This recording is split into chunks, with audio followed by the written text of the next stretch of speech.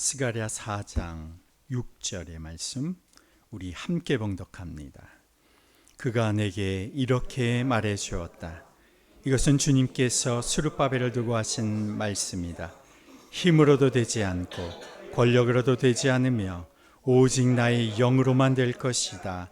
만군의 주님께서 말씀하신다. 아멘. 하나님이 하시는 이 일은 하나님이 언제나 주도하십니다. 사람이 아무리 준비되어 있다고 하여도 하나님의 하시는 일, 하나님의 행하시는 방향을 사람이 다 알 수가 없습니다. 아무리 실력과 경험과 영성을 겸비한 사람이라고 하여도 하나님의 일은 사람의 능력, 사람의 힘으로는 감당할 수가 없습니다. 이 세상에서 전도자로, 선교사로 가장 잘 준비가 된 사역자를 꼽는다면 아마 첫 번째로 꼽힐 사람이 사도 바울일 겁니다.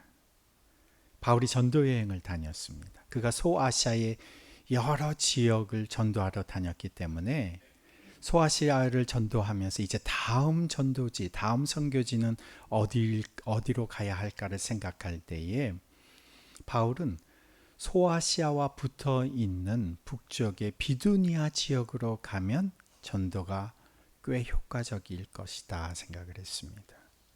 아무래도 소아시아와 같이 붙어 있는 바로 북쪽의 이 비두니아라고 하는 지역으로 가게 되면 이미 믿는 사람들이 생겨난 이 소아시아가 전도의 거점이 되어서 바로 붙어 있는 이 비두니아 쪽으로 선교를 하는 게 굉장히 효과적일 것이다 생각을 한 것 같습니다.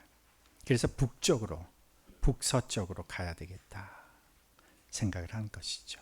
그런데 하나님의 계획은 달랐습니다. 하나님은 그가 한 번도 가보지 않았던 서쪽으로 바다를 건너서 유럽으로 들어가게 하셨습니다.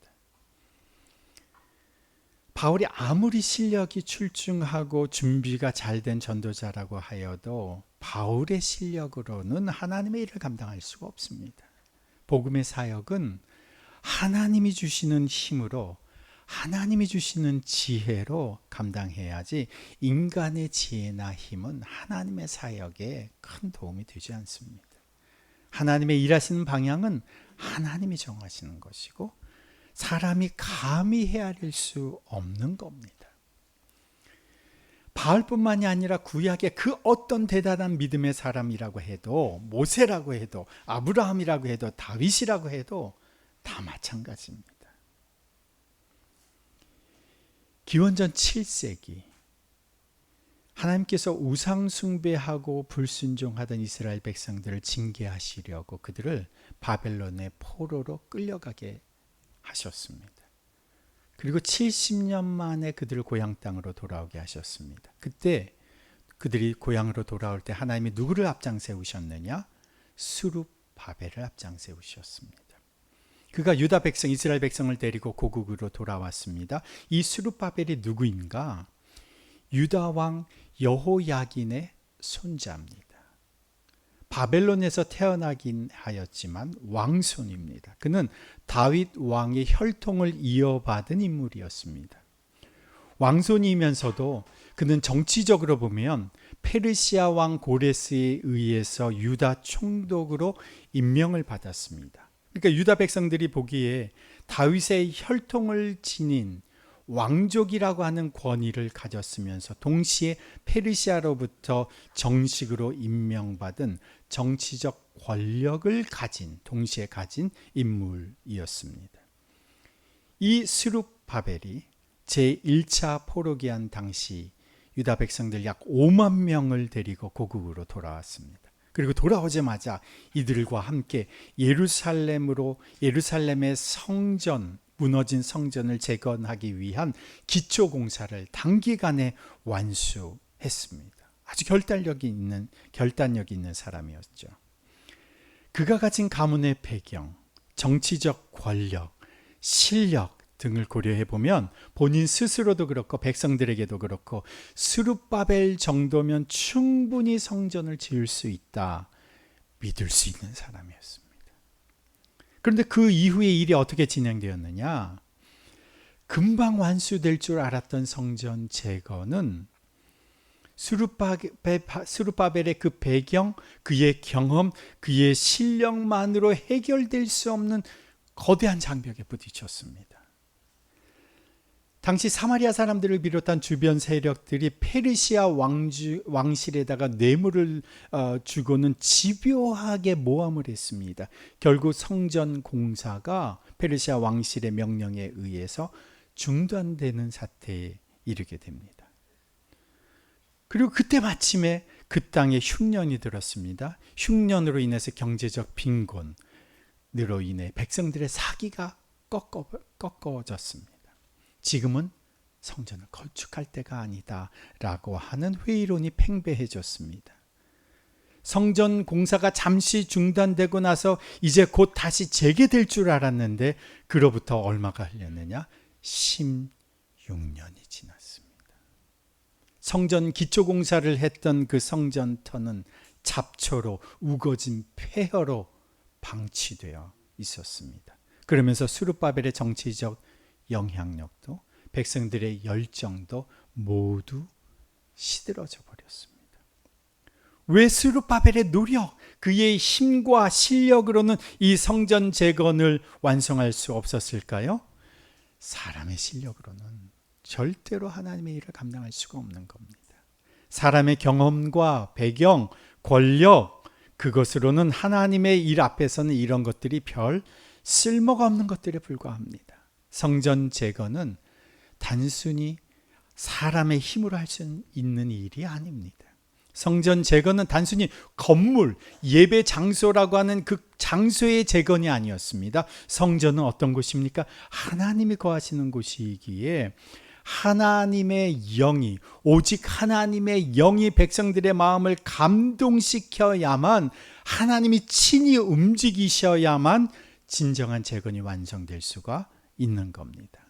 그래서 스룹바벨이 왕족이라고 하는 그 자부심, 총독이라고 하는 권세, 그의 경험, 그의 지식, 그의 실력, 멈춰버린 성전 공사를 다시 시작하기에는 너무나 역부족이었던 겁니다. 제가 바울의 이야기, 스룹바벨의 이야기를 드렸습니다마는 이것은 오늘 이 시대 우리들의 이야기이기도 합니다.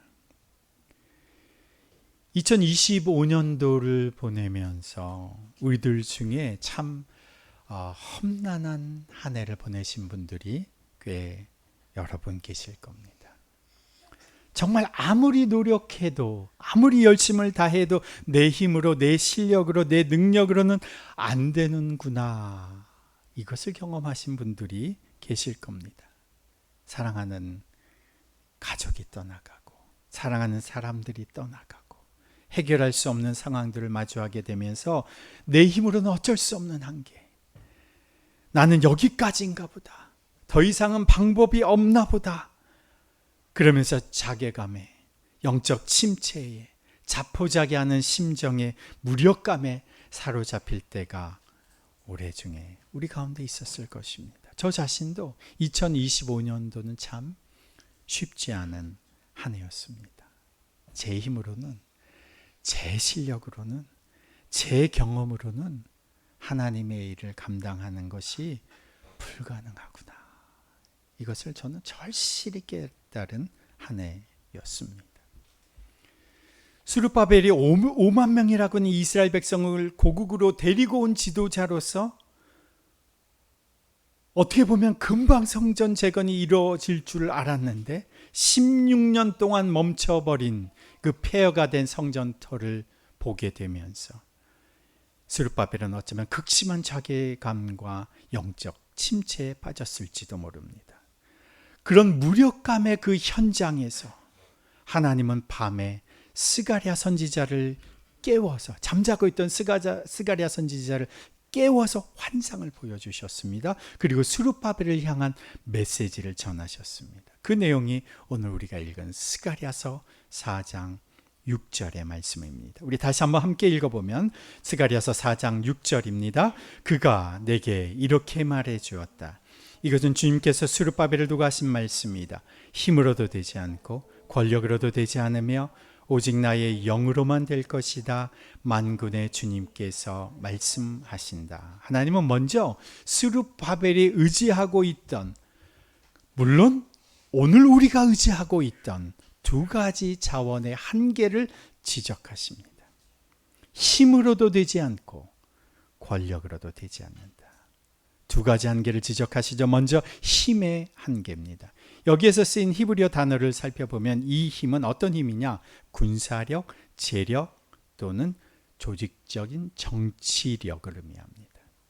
스룹바벨은 총독으로서 페르시아의 법적 권한, 군사적 권한을 가지고 있었습니다. 언제든지 총독으로서 스룹바벨은 페르시아 제국에 요청하면 군대를 파병받을 수 있는 권한, 힘이 있었습니다. 이 조직적인 힘을 동원하면, 그리고 그가 동원할 수 있는 재력을 동원하면 성전이 완공될 줄 알았습니다. 자신이 갖고 있는 이 힘으로 성전이 완공될 줄 기대하고 있었는데 자신의 가진 힘이 더 큰 세상의 힘 앞에 막혀버리는 겁니다. 세상의 힘은, 사람들이 가지고 있는 힘은 더 큰 사람들의 힘, 더 큰 세상의 권력 앞에서 막혀버리는 겁니다. 하나님의 일은 바로 돈, 권력, 이 힘으로는 이루어질 수 없는 것임을 보여주는 것이죠. 첫 번째가 힘의 한계, 두 번째가 권력의 한계입니다. 권력이라고 번역된 이 히브리어 단어를 보면 개인이 가진 지적인 역량, 체력, 그리고 정신적인 에너지를 뜻합니다. 권력이라고 할 수도 있고 능력이라고도 할 수가 있습니다.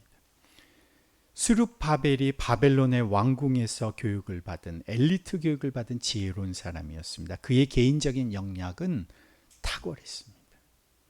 그러나 인간의 의지와 능력은 지속적인 환경의 어려움과 압박 속에서 결국 바닥을 드러내기 마련입니다.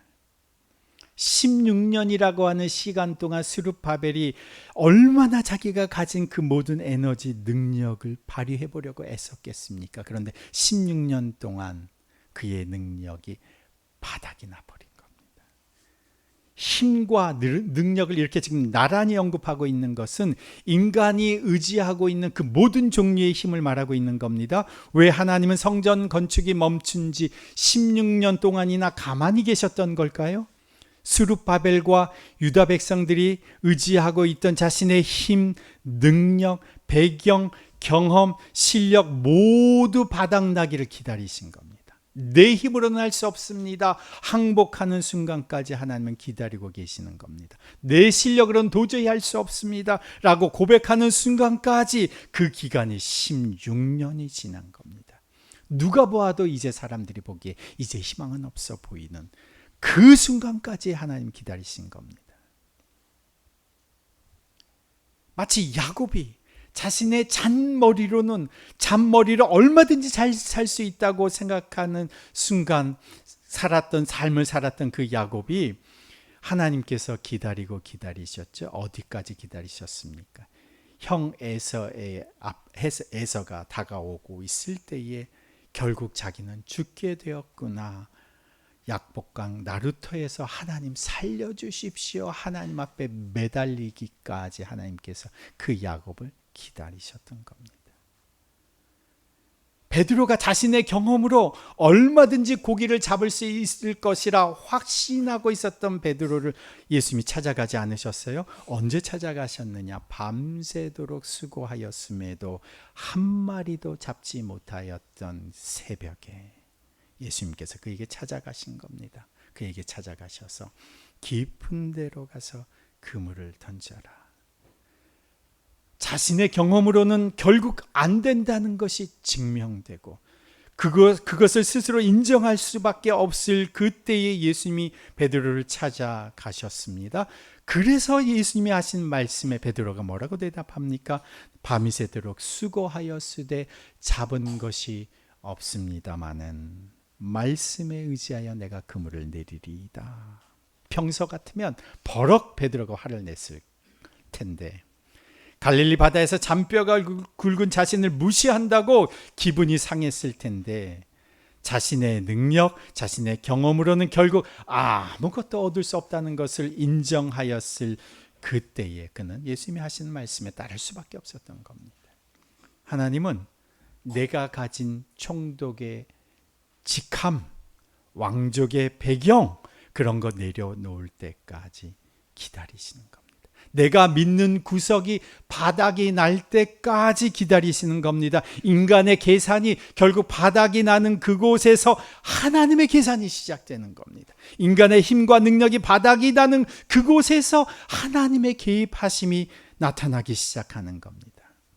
2025년을 우리가 떠나보내고 새로운 한 해를 시작하면서 우리는 내가 가진 직함, 내가 가진 배경, 나의 힘, 나의 능력, 내 경험 우리 모두 다 내려놓는 겁니다. 거기에서부터 새로운 시작이 정말 시작되는 겁니다. 이제 하나님께서 스룹바벨에게 구체적으로 어떻게 성전이 재건될 것인지를 말씀해 주십니다. 6절 말씀을 다시 보시면 이것은 주님께서 스룹바벨을 두고 하신 말씀이다. 힘으로도 되지 않고 권력으로도 되지 않으며 오직 나의 영으로만 될 것이다. 나의 영으로만 될 것이다. 제가 이 부분을 설명하기에 앞서서 제가 지금 이 메시지를 누가 전하고 있습니까? 스가랴가 전하고 있는데 바로 이 앞부분에 스가랴에게 하나님께서 보여주신 환상이 있습니다. 그 환상을 보다가 하나님께서 스룹바벨에게 주신 메시지를 중간에 던져주시는데 이 앞부분의 환상을 잠깐 제가 언급을 할 필요가 있습니다. 바로 앞부분 4장 1절을 한번 펼쳐보시면 4장 1절에서 3절을 제가 읽어보겠습니다. 4장 1절에서 3절 우리 같이 읽어볼까요? 4장 1절에서 3절 내게 말하는 천사가 다시 와서 나를 깨우는데 나는 마치 잠에서 깨어난 사람 같았다. 그가 나에게 무엇을 보느냐고 묻기에 내가 대답하였다. 순금으로 만든 등잔대를 봅니다. 등잔대 꼭대기에는 기름을 담는 그릇이 있고 그 그릇 가장자리에는 7 대령에 연결된 등잔 7개가 놓여 있습니다. 등잔대 곁에는 올리브나무 2 그루가 서 있는데 하나는 등잔대 오른쪽에 있고 다른 하나는 등잔대 왼쪽에 있습니다. 지금 여러분이 지금 이제 한번 딱 읽어서는 바로 이해가 정확하게 잘 안 되실 수 있는데 보통 성막에 있는 등잔대는 제사장이 매일 아침마다 기름을 채워 넣어야 하는 그런 등잔대입니다. 그러니까 기름이 떨어지면 등잔대 불이 꺼지는 거죠. 그런데 스가랴가 본 이 등잔대는 등잔대가 있는데 7개의 등잔대가 있는데 그 위에 기름을 공급하는 그릇이 있고 그리고 그 그릇에서 대롱으로 7개의 그 금잔대에 등잔대로 연결이 되어 있는 겁니다. 그러면 그 그릇에 기름이 채워져 있으면 자동으로 등잔대에는 기름이 공급되어서 불이 계속 켜져 있을 수가 있는 거죠. 그런데 이 기름 그릇, 등잔대 7개가 있고 대롱으로 다 연결되어 있고 기름 그릇이 있는데 그 기름 그릇의 옆에, 양옆에 2 올리브 나무가 서 있는데 이 올리브 나무가 직접 그릇에 연결되어 있어서 사람이 기름을 채워 넣을 필요가 없다는 겁니다. 그러니까 올리브 나무의 이 올리브 기름이 자동으로 이 그릇에 공급되어지고 그 그릇에서 7개의 대롱으로 등잔대의 기름이 공급되는 모습을 환상으로 보는 겁니다. 한번 제가 이거를 조금 약간 이제 연상될 수 있게 제가 한번 보여드리면 잠깐 불 한 번만 잠깐 꺼줘서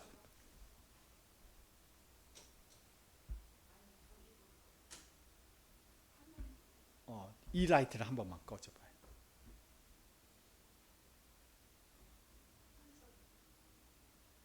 자, 올리브나무 2 그루가 있고 등잔대 7개의 등잔대에서 불이 타는데 7개의 대롱으로 연결되어 있고 그 위에 그릇이 있고 그릇 기름 그릇이 두 개의 올리브 나무에서 연결되어서 사람이 공급할 필요가 없는 그런 이 자동 시스템으로 이 환상을 보게 되는 겁니다. 자, 이제 불 켜주셔도 됩니다.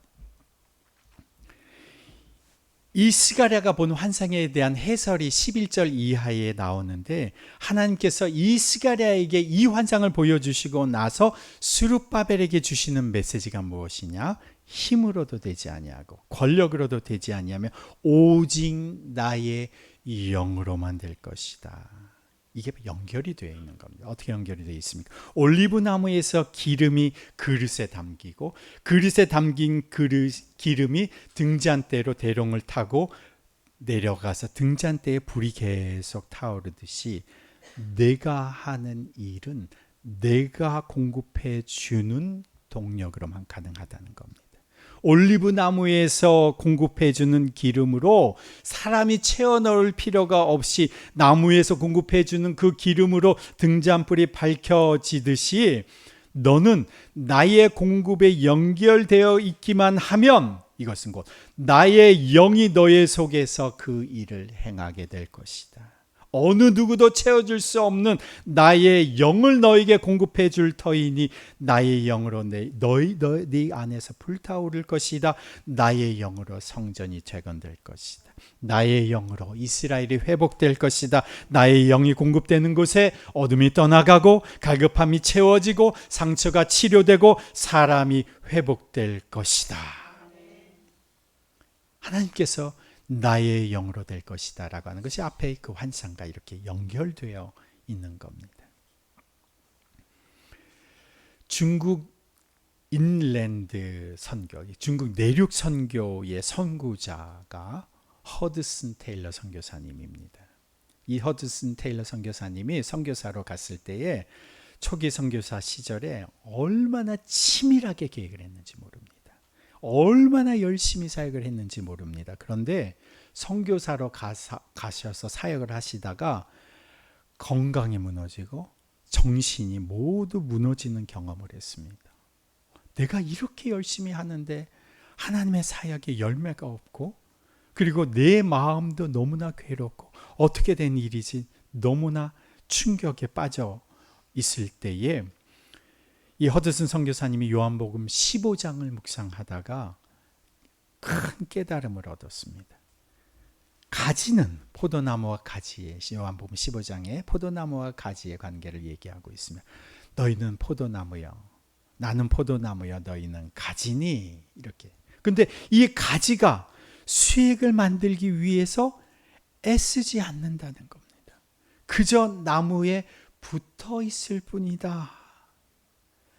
그는 자신이 이 수액을 직접 만들어서 공급하려고 했던 자신의 어리석음과 교만한 것을 그 말씀을 보면서 깨달았던 겁니다. 아, 내가 내 열심과 내 힘을 빼고 주님께 제대로 붙어 있을 때에 비로소 하나님의 역사가 일어나겠구나 원리를 깨달은 것이죠. 그래서 그 하나님의 말씀을 통해서 그 말씀을 깨닫게 되면서 허드슨 테일러 이 선교사님이 그때서부터 하나님의 공급하시는 힘으로 선교를 감당하게 되면서 중국의 그 내륙의 원주민도 잘 알지 못하는 그 깊숙한 중국 내륙에까지 복음을 전하러 수많은 선교사님들을 돕고 파송하는 중국 선교의 아버지가 될 수가 있었습니다. 스룹바벨도 마찬가지죠. 자신의 힘으로 이 등잔대 기름을 채우려고 또 채우려고 또 채우려고 했습니다. 등잔불이 커질수록 더 많은 기름을 채워 넣어야 했던 것이죠. 그런데 결국 더 이상 채울 기름이 남아있지가 않았던 겁니다. 최선을 다해서 공급해 보았지만 결국 모두가 다 바닥이 나버린 겁니다. 스룹바벨에게 필요한 것이 무엇입니까? 하나님의 공급하심이었습니다. 내 바닥이 다 말라버린 그 지점에, 바닥이 쫙쫙 갈라져 버린 내 영혼의 그 저수지에 하나님의 공급하심이 필요한 것이었죠. 마르지 않는 공급처 되시는 하나님께 연결되어지기만 하면 하나님에게 연결되는 관이 이어지기만 하면 그때부터 하나님의 공급하심이 일어나고 하나님의 역사가 일어나는 겁니다. 나무에서 제공되는 기름이 공급되기 시작하면, 성령의 기름이 공급되기 시작하면 어떤 역사가 일어나느냐. 7절 말씀해 보면 7절에 큰 산아 내가 무엇이냐, 스룹바벨 앞에서는 평지일 뿐이다. 주의 영이 우리 인생에 공급되는 순간 모든 상황을 향한 하나님의 선포가 우렁차게 울려 퍼지는 겁니다. 성령이 우리 가운데 충만하게 시작하는 그 순간부터 하나님의 말씀의 선포가 우리 가운데, 우리 상황 가운데, 환경 가운데 울려 퍼지는 겁니다. 큰 산아 네가 무엇이냐, 평지가 될 것이다.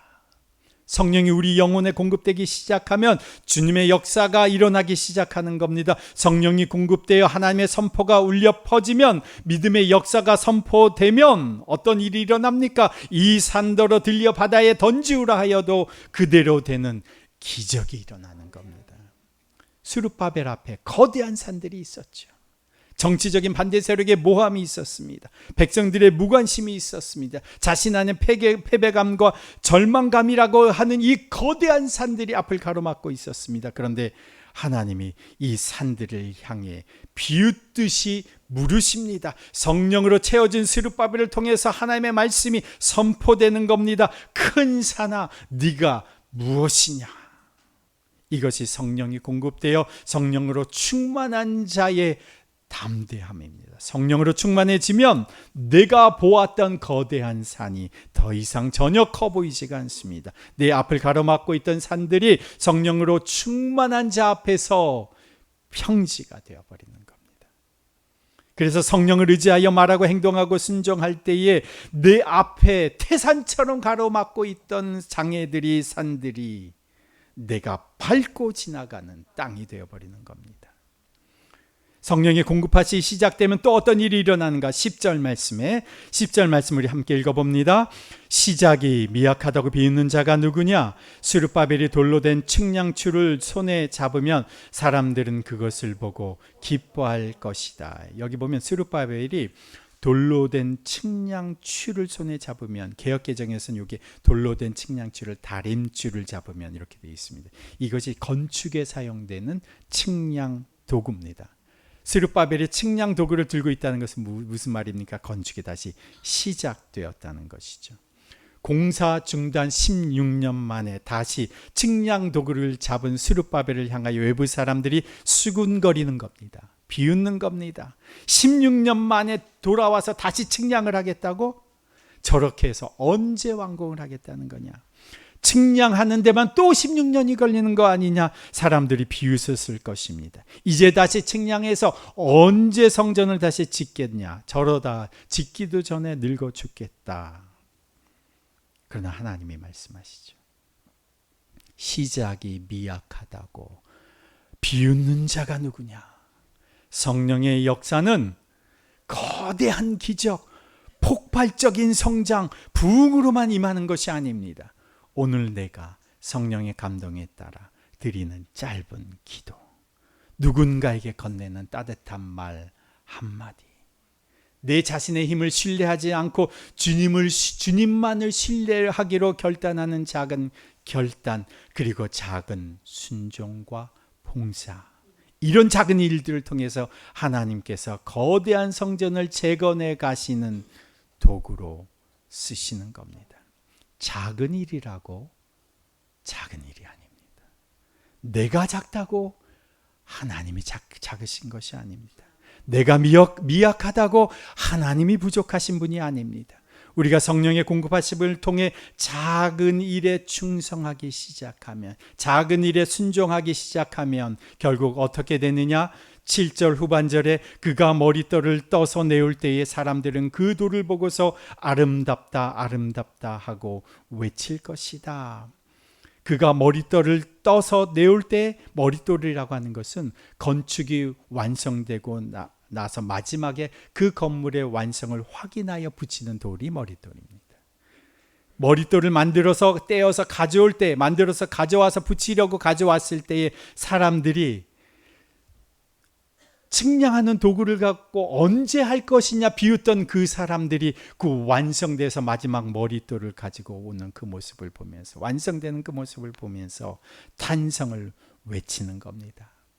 이것이, 이 일이 완성되리라고는 아무도 상상치 못했는데, 작은 일이라고 비웃는 자들도 있었는데, 그가 성전 건축을 완성하는 모습을 보면서 사람들이 탄성을 외치는 겁니다. 뭐라고 탄성을 외칩니까?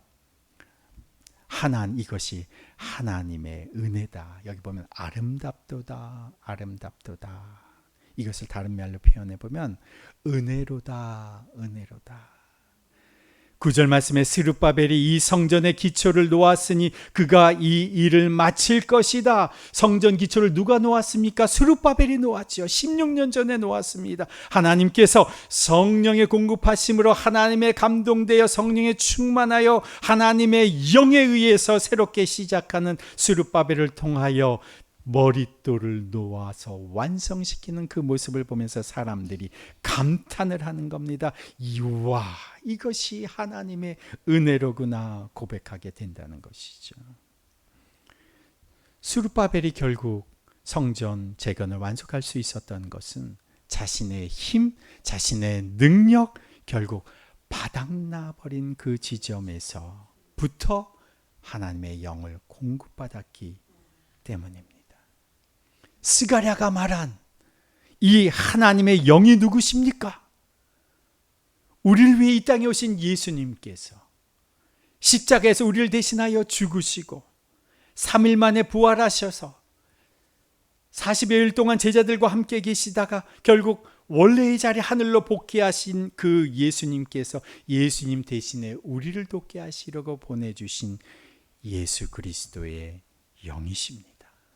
내가 너를 고아와 같이 버려두지 않겠다고 약속하신 예수님께서 우리에게 바로 그리스도의 영 성령을 보내주셨습니다. 이 성령이 예수님의 생각, 예수님의 계획, 예수님의 말씀을 우리에게 가르쳐 주시고 우리를 돌보시고 우리에게 마르지 않는 기름을 부어주시고 꺼지지 않는 등불이 되도록 공급해 주시는 겁니다. 지혜를 주시는 겁니다. 능력을 주시는 겁니다. 이 성령이 오늘도 우리를 돌보시고 도우시는 겁니다. 2026년도 스룹바벨의 가장 바닥에서 자신의 힘이 다 바닥난 그 지점에서 하나님의 공급하시면 영의 도우심으로 말미암아 성령으로 말미암아 결국 다시 일어나 그가 기초를 놓은 성전을 완성케 되었던 것처럼 2026년도를 살아가는 여러분 한 분 한 분의 인생이 메말라 버렸던 우리의 삶의 그 바닥의 지점에서 하나님의 성령의 공급하심으로 말미암아 새롭게 일어나는 한 해가 되시기를 축복합니다. 이 성령의 역사를 우리가 경험하고 맛보기 위해서 몇 가지 우리가 구체적인 실천 사항을 실천하면서 오래 살아가십시다. 첫 번째, 여러분이 아침에 눈을 뜨자마자 올 한 해는 성령님 오늘도 제 인생에 기름을 부어 주십시오 라고 아침마다 눈을 뜨자마자 주님께 고백하십시다. 그러면 성령의 역사가, 성령의 기름 부으심이 관을 통하여 올리브나무에 연결된 그릇에서 각 등잔대에 대롱을 통하여 기름이 공급되듯이 주님 내 인생에 주의 기름을 부어 주십시오 고백하며 기도할 때에 주께서 성령으로 우리의 마음과 생각에 우리의 영혼에 성령을 채워 주실 겁니다. 그래서 하루의 첫 시간을 성령님 내 인생에 기름을 부어 주십시오.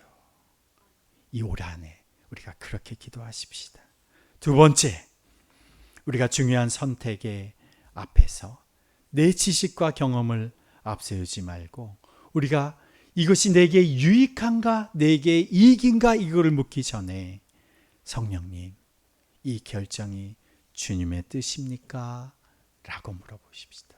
우리가 중요한 결정을 할 때마다 성령님 주님의 뜻을 내게 가르쳐 주십시오. 주님의 결재를 기다립니다.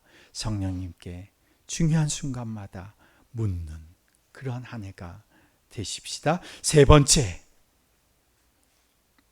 큰 산과 같은 그런 문제 앞에서 여러분들 한숨 쉬고 불평하고 절망의 언어, 낙심의 언어를 고백하지 말고 성령님이 이 산을 평지로 만드실 것이니 하나님의 은총이 임할 것이다. 믿음의 언어를 고백하는 이 올 한 해가 되십시다. 여러분 산 앞에서 믿음으로 성령의 충만하신 역사로 말미암아 이 산이 평지로 될 것이다 라고 고백하는, 믿음으로 고백하는 여러분 한 해가 되시기를 바랍니다.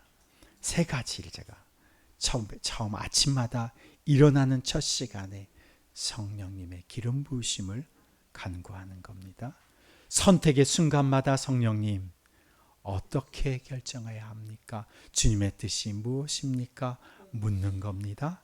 그리고 산과 같은 문제 앞에서 부정적인 언어, 낙심의 언어를 고백하는 것이 아니라 믿음으로 성령 역사로 말미암아 이 산이 평지가 될 것이다. 믿음의 언어를 고백하고 선포할 때에 여러분의 삶 가운데 성령의 공급하심으로 말미암아 꺼지지 않는 성령의 역사가 올 한 해 여러분의 가정에, 여러분의 인생에, 그리고 더비교회 공동체에 불릴듯이 이어지는 하나님의 역사를 보게 될 것입니다. 기도합니다.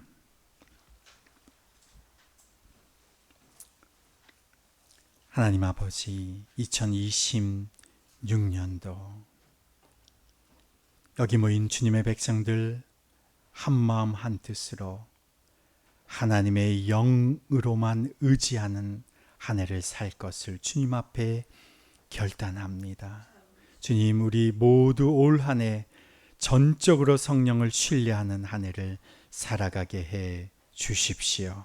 내 힘, 내 능력, 내 지식, 내 경험, 내 배경 모두 다 지나간 2025년도와 함께 떠나보내고 하나님의 영 성령에만 의지해 사는 한 해가 되게 하여 주옵소서. 우리가 성령에 의지하여 성령에 의존하여 성령으로 충만하여 살아갈 때에 2026년도 산을 평지처럼 밟으며 사람들의 비웃음도 개의치 않고 원수의 방해와 대적도 아랑곳하지 않고 주의 일을 완성하는 한 해가 되게 하여 주옵소서. 우리가 시작한 모든 수고가 2026년도에 주님 안에서 완성되는 것을 보게 하여 주옵소서. 주님께서 세우시는 인생, 주님께서 세우시는 가정, 주께서 친히 세우시는 교회 공동체가 되게 하여 주옵소서.